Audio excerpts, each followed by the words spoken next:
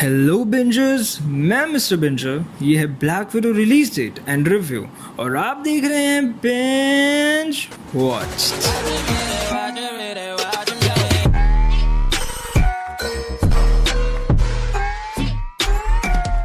अब इस मूवी में हम देखेंगे नताशा रोमानोफ एके ब्लैक विडो जो कॉन्फ्रंट करेगी कुछ डार्क पाथ्स जब एक खतरनाक कॉन्स्पिरेसी खड़ी हो उठेगी उसी के अतीत से।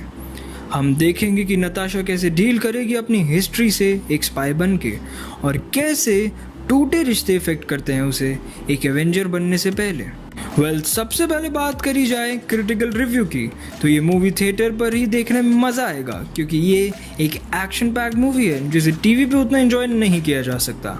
इस फिल्म में जिस रोल की सबसे ज़्यादा तारीफ की गई है वो नताशा रोमानोफ यानी ब्लैक विडो की तो बिल्कुल भी नहीं है। जिस कैरेक्टर की ज़्यादा तारीफ करी जा रही है वो है येलेना बेलोवा की।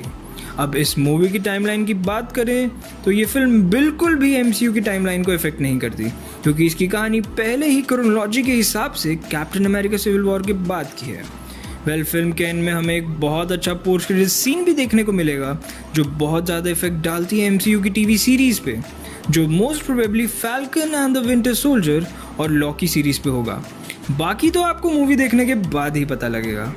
मूवी में फैमिली वैल्यूज़ कहीं कहीं बार अच्छे से दिखाई गई है बट कहीं कहीं पर आप फैमिली वैल्यू को समझ सके उससे पहले ही एक और नया एक्शन सीन आ जाता है जो मुझे एक नेगेटिव पॉइंट लगता है। और मूवी में ब्लैक विडो के कैरेक्टर को ट्रिब्यूट भी दिया गया है बट कहीं ना कहीं एमसीयू इस मूवी में लैक करता है, जैसे कि कैरेक्टर्स, फैमिली वैल्यूज़, ये सब पे कम फोकस करा गया और ज़्यादा फोकस करा गया एमसीयू के फ्यूचर के ऊपर और इस मूवी में उसी से रिलेटेड कनेक्शन रखे गए हैं। सो बेसिकली एमसीयू ने इस मूवी को यूज़ करा है फ्यूचर प्रोजेक्ट्स पे फोकस करने के लिए जिसकी शायद अभी ज़रूरत थी नहीं। ये आराम से अलग तरीके से करा जा सकता था। अब बात करें मूवी की विलन की जो है टास्क मास्टर, तो उस पर भी ढंग से फोकस नहीं करा गया है। एक अच्छे खासे विलन को जैसा दिखाना चाहिए था वैसा नहीं दिखाया। टू बी ऑनेस्ट PS4 की स्पाइडरमैन गेम में आपको टास्क मास्टर के बारे में ज़्यादा पता लग जाएगा जितना आपको इस मूवी में ना पता लगे। टास्क मास्टर के पास इतना कुछ है करने को बट इस मूवी में वो नल्ला सा लगता है। कैरेक्टर डेवलपमेंट एंड इंट्रोडक्शन उतनी अच्छी नहीं थी। एक्चुअली प्रॉब्लम सारी ये होती है कि इस फिल्म को पैंडेमिक से पहले ही बना के फैंस के लिए रेडी कर दिया गया था और इसका connection direct falcon and the winter soldier से होना था बट फिर पैंडेमिक आ गया और ये मूवी डिले होते चले गई। पहले एमसीयू ने ब्लैक विडो, फिर the falcon and the winter soldier और फिर WandaVision रिलीज करने की सोची थी बट पैंडेमिक के कारण पहले WandaVision को रिलीज कर दिया गया, फिर falcon and the winter soldier को और अब फाइनली ब्लैक विडो को। और इस सब के चलते फिल्म की स्क्रिप्ट में कहीं चेंजेस किए गए।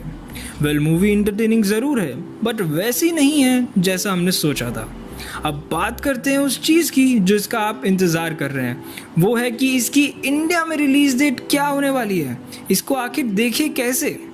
मूवी 7 जुलाई को रिलीज़ हो चुकी है यूनाइटेड किंगडम में, 8 जुलाई को यूनाइटेड स्टेट्स में और फाइनली डिज्नी प्लस हॉटस्टार पर रिलीज़ हुई है आज 9 जुलाई को, लेकिन वो भी सिर्फ यूएसए के प्राइम मेंबरशिप वालों के लिए। अब इंडिया में भी ऐसे थिएटर्स पर ही रिलीज़ करने का सोचा जा रहा है।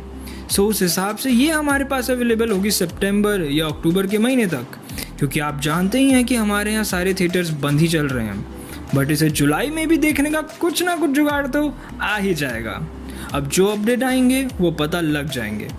इस चैनल पे फ्यूचर की वीडियोज़ एंड अपडेट्स मिस ना करें तो सब्सक्राइब करें, फिर लाइक एंड शेयर तो आप कर ही देंगे, करना भी चाहिए, अच्छा है। एंड में क्रिटिकल व्यूज़ के बेसिस पर मैं यही कहूँगा कि कैप्टन अमेरिका विंटर सोल्जर एक बेटर ब्लैक विडो फिल्म है, खुद ब्लैक विडो फिल्म से ज़्यादा। बाकी तो मूवी देख के ही पता लगेगा।